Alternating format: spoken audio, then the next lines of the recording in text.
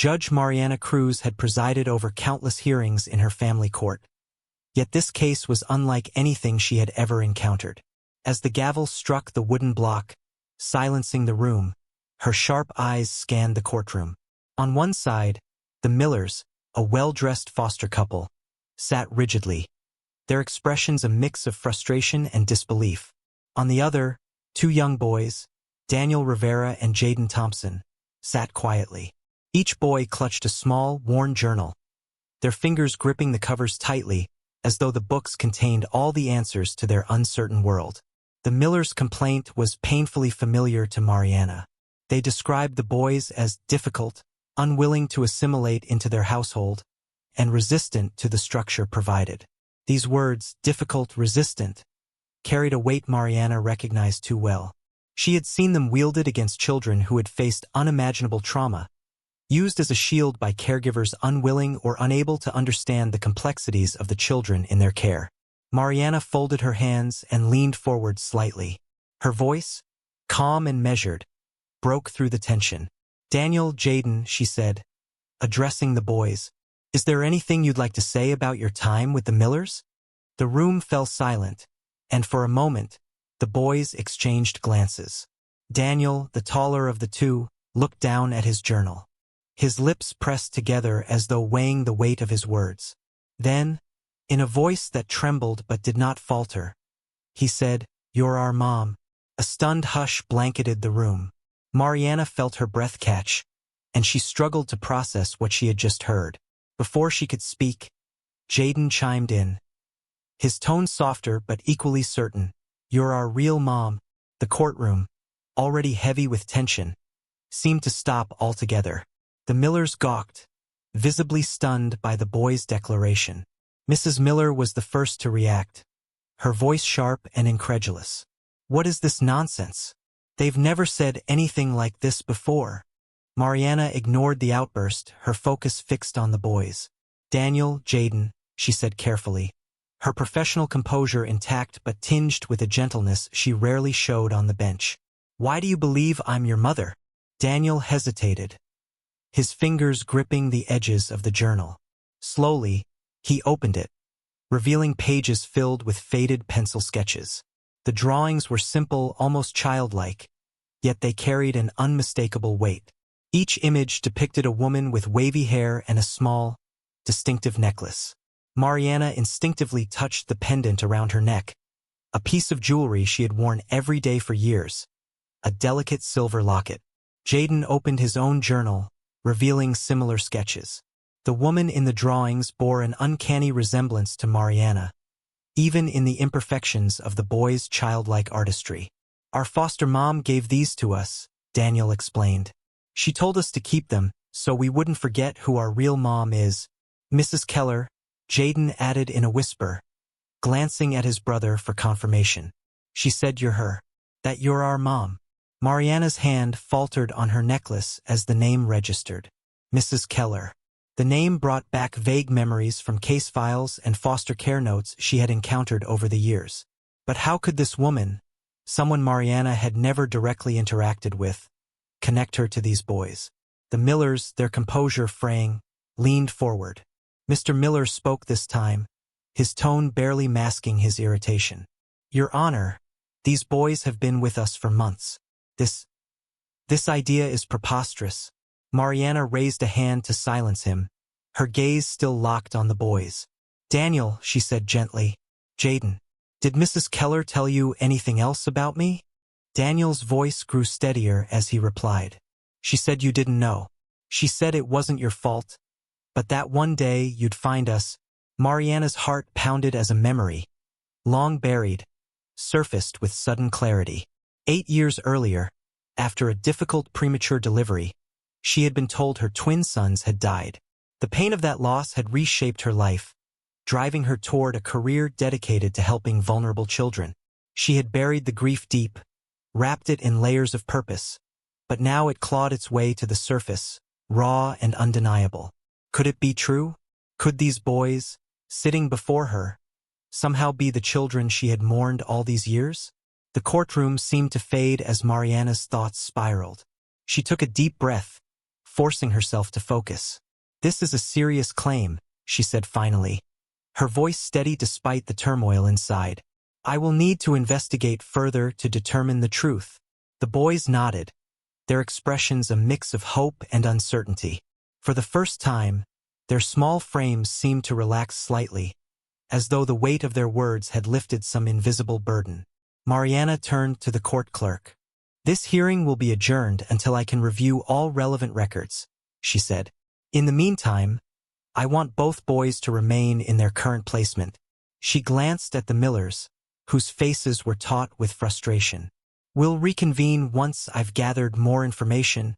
As the courtroom emptied, Mariana's gaze lingered on the boys as they were led out. Daniel turned back once, his eyes meeting hers with a look that was equal parts pleading and determined.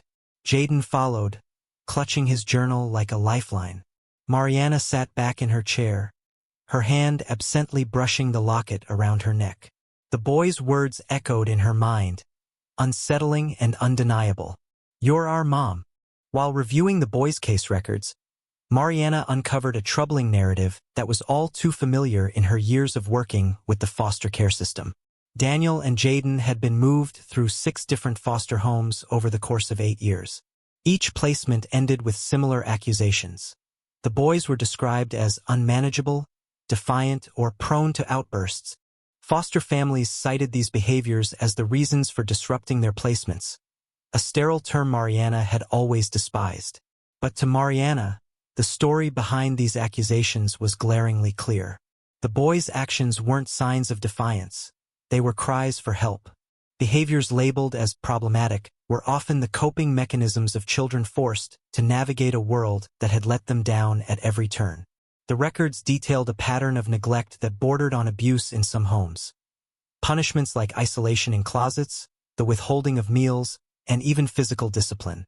She sat in her chambers late into the night, piecing together the fragments of their lives. The system had failed these boys, just as it had failed countless others. But their story had an additional, disconcerting layer that Mariana couldn't shake. From the first moment she saw them in her courtroom, there had been something different about Daniel and Jaden, something that tugged at the edges of her memory. In the midst of her review, Mariana came across the name Evelyn Harper. It was a faint lead, buried in the early records of the boys' first foster placement. Evelyn was noted as a nurse who had attended to Daniel and Jaden shortly after their initial removal from their biological family. The file contained a handwritten note, unusual in a system that had long transitioned to digital records. "They've been through more than anyone knows. These boys are stronger than they seem. Their journals are precious to them. Don't lose sight of that." Mariana was struck by the tenderness of the note. Unlike the clinical tone of the rest of the file, Evelyn's words hinted at someone who had truly seen the boys, not just as cases but as children. Driven by intuition and a growing sense of urgency, Mariana tasked her assistant with locating Evelyn Harper. After days of searching, they found her living in quiet retirement in a modest home on the outskirts of the city. The meeting was arranged for a late afternoon, and Mariana arrived at Evelyn's home with her heart heavy and her mind racing. The small house was unassuming, its yard dotted with wildflowers that hinted at someone who still found beauty in the world despite its darkness. Evelyn opened the door slowly, her face lined with age and weariness, but her eyes held a sharpness that hadn't faded. "Judge Cruz," Evelyn greeted, her voice a little shaky but warm. "I heard you were looking for me. Thank you for agreeing to meet with me," Mariana replied. "I have some questions about Daniel Rivera and Jaden Thompson. I believe you might have insights that could help me piece together their past." Evelyn hesitated, her fingers tightening on the doorframe. "Come in," she said finally. "I've been waiting a long time for someone to ask the right questions." Inside, the living room was filled with the quiet echoes of a life lived humbly. Family photos on the mantel, mismatched furniture softened with age. Evelyn gestured for Mariana to sit, then settled into a chair across from her. After a moment of silence, Evelyn began to speak. "I remember those boys like it was yesterday," she said, her voice tinged with both fondness and sorrow. "They came into foster care under circumstances that never sat right with me. I knew something was wrong, But I couldn't prove it. Mariana leaned forward, her pulse quickening. What do you mean, something was wrong? Evelyn hesitated, as though deciding whether to share the weight of what she knew. I worked at St. Mary's Hospital, she said. It was a good place, or so I thought, until I started noticing things that didn't add up. Healthy babies disappearing from the records. Death certificates issued for infants I had seen alive just hours earlier. And always there were whispers, rumors about private adoptions handled under the table. Mariana felt a chill run through her. Are you saying there was a trafficking ring? Evelyn nodded gravely. It was an underground operation. They targeted vulnerable families, poor mothers, women who didn't have anyone to advocate for them. Babies were declared stillborn or dead shortly after delivery. But they weren't. They were taken and sold to wealthy clients looking for private adoptions, all under the guise of helping children in need. The room felt suddenly smaller, the air heavy with the weight of Evelyn's words. Mariana struggled to process what she was hearing, but a gnawing suspicion was already forming in her mind. Evelyn continued, her voice trembling. I didn't know the full extent of it until years later. By then, I had already left the hospital. But those boys, Daniel and Jaden, I had a feeling about them. Their paperwork was strange. Missing details, inconsistencies. And then there were those journals. I made sure they had them before they left my care. I thought, maybe they'd help the boys remember something, even if they didn't fully understand. Mariana's throat tightened. Do you think they could be connected to this operation? Evelyn met her gaze with a haunted look.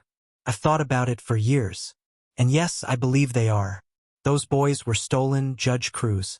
Stolen and shuffled through the system to hide the trail. Mariana sat back, her mind racing. Do you have any proof? She asked, her voice steadier than she felt. Evelyn nodded slowly and stood, shuffling to a nearby cabinet. She returned with a worn folder, its edges frayed with age. I've kept this, she said, handing it to Mariana. It's not everything, but it's enough to show what was happening. Forged death certificates, financial transactions, even a list of staff who were involved. Mariana opened the folder and began flipping through the contents. Her stomach churned as she saw the evidence laid out before her. Names she recognized, dates that aligned with the boys' timeline, and in the middle of it all, her own connection to St. Mary's Hospital on the day she had given birth to twin boys she had been told were gone. Mariana closed the folder and looked up at Evelyn. Her resolve was set, her path clear. Thank you, she said quietly. This is the beginning of something much bigger. I'm going to find out the truth. For Daniel and Jaden, and for every other child who was taken. Evelyn placed a hand over Mariana's. Be careful, she said. The people behind this. They'll do anything to protect their secrets. Mariana nodded, the warning heavy in her mind. But no matter the risk, she knew she couldn't turn back now. The truth had been buried for too long, and she was determined to unearth it, no matter the cost. Evelyn's evidence was damning. Mariana spread the documents across her desk, a constellation of proof that illuminated a grim reality. Fake medical records detailed non-existent complications, with forged signatures from doctors who had since vanished or resigned. Financial ledgers revealed payments funneled through shell accounts to hospital staff, and a list of infants declared deceased, their dates of birth eerily close to those stolen from their mothers. Among the names were Daniel and Jaden, listed under aliases. Mariana's breath caught when she saw her own file, a falsified death certificate for 2 premature boys. The sight of her signature, forged to finalize their deaths, turned her stomach. The truth was inescapable. Daniel and Jaden were her sons. The next step was clear but terrifying. Mariana contacted a trusted DNA lab and arranged for expedited testing. Gathering strands of hair from her brush and coordinating discreetly with the boy's social worker to collect samples, she sent the materials off with trembling hands. The waiting was unbearable, but there was no turning back. When the results arrived, Mariana hesitated to open the envelope. It felt as if the moment contained the weight of her entire life. Sitting in her quiet office, she tore the seal and unfolded the sheet inside. Her eyes darted to the conclusion. 99.9% maternal match. The paper slipped from her hands as a wave of emotion overcame her. She had spent years grieving her twins, their absence a silent echo in her life. Now, the unthinkable had happened. They were alive. For the first time in her professional career, Mariana allowed herself to cry. Alone in the sanctity of her chambers, she wept for the years stolen from her and the boys. She wept for the injustices they endured, for the broken system that allowed it, and for the overwhelming gratitude of having found them at all. That evening, she invited Daniel and Jaden to her home, under the pretense of offering them a temporary place to stay while the court decided their future. The boys, wary but cautiously hopeful, stepped through the threshold of her modest house. It was warm and inviting, the walls lined with bookshelves and photos of a life filled with purpose. A small table in the corner displayed framed pictures of her parents and her late husband, whose loss she had quietly mourned alongside their children's supposed deaths. "I hope you'll feel comfortable here," Mariana said gently, kneeling to meet their height. "You don't have to talk about anything you're not ready for. This is your space too." Daniel nodded stiffly, his protective instincts for Jaden evident in the way he stepped slightly in front of his younger brother. Jaden clung to his journal, his wide eyes darting around the unfamiliar environment. Neither boy said much, but they didn't resist when Mariana showed them their room. Cozy, with matching beds and soft comforters she had purchased earlier that day. The first few weeks were a delicate dance. Mariana kept her demeanor warm but unobtrusive, giving the boys space to adjust. Slowly, they began to relax, inch by cautious inch. It started with small gestures. Jaden drawing at the dining table instead of retreating to his room. Daniel helping Mariana set the table without being asked. One evening, as they sat together over a simple meal, Jaden finally spoke up. "This is nice," he said quietly, his voice barely above a whisper. Mariana smiled, careful not to overwhelm him. "I'm glad you think so. You can always tell me if there's something you'd like to change." Jaden hesitated before adding, "No one's yelled at us here, or locked us in the dark." Mariana's heart broke at his words, though she kept her expression steady. "That's not going to happen here," she assured him. "This is a safe place for both of you." Over time, the boys began to open up about their experiences in the foster system. They spoke of being punished for asking about their biological family and being forced to hide their journals to avoid having them taken away. They described long nights spent in fear, unsure of what they might face the next day. Each story Mariana heard was a dagger to her heart, but she listened patiently, offering the validation they had long been denied. "You don't have to hide who you are anymore," she told them one evening as they sat on the couch, Jaden's head resting on her lap. "I know the truth now, and I'll never stop fighting for you." As trust grew, so did moments of joy. Mariana discovered that Daniel had a natural talent for strategy games, his sharp mind finding creative solutions that left her in awe. Jaden, though quieter, had a knack for storytelling, weaving vivid tales that spilled from his imagination. Mariana encouraged their interests, providing books and games that nurtured their talents. The house, once quiet and orderly, now buzzed with life. The boys' laughter, tentative at first, became more frequent, ringing through the rooms like music. Mariana cherished these moments, knowing how hard-won they were. The transformation wasn't easy or immediate. Both boys had years of survival mode instincts to unlearn. Daniel, in particular, struggled with his role as protector. He often stayed awake long after Jaden had fallen asleep, his eyes darting toward the door as if expecting someone to burst through and shatter their fragile peace. One night, Mariana found him sitting in the hallway outside Jaden's room, his knees pulled to his chest. "I can't let anything happen to him," he said when Mariana sat beside him. "I promised I'd always keep him safe." "You've done an incredible job, Daniel," she said, her voice steady. "But you don't have to do it alone anymore. That's my job now too." Daniel didn't respond right away, but the tension in his shoulders seemed to ease. He nodded slightly, his eyes glistening. As weeks turned into months, Mariana's focus shifted beyond her home. She began documenting the evidence Evelyn had provided, preparing to expose the trafficking ring that had stolen her sons and countless other children. She worked with federal investigators, sharing leads and uncovering new connections between hospital staff, adoption agencies, and foster care systems. Her work, once confined to her courtroom, now became a mission to reform the very structures that had failed her family. But her most important work remained at home. Every day was a step toward rebuilding the family they had been denied. A family rooted in love, resilience, and the unshakable bond of belonging. The investigation exploded into headlines, each day bringing new revelations that sent shockwaves through the public. The arrests were high-profile and damning. Doctors who had falsified medical records, hospital administrators who orchestrated the logistics of stolen children, and even a sitting judge who had used their authority to approve fraudulent adoption paperwork. The network's reach was vast, spanning multiple states and implicating dozens of individuals who had profited off the trafficking of innocent lives.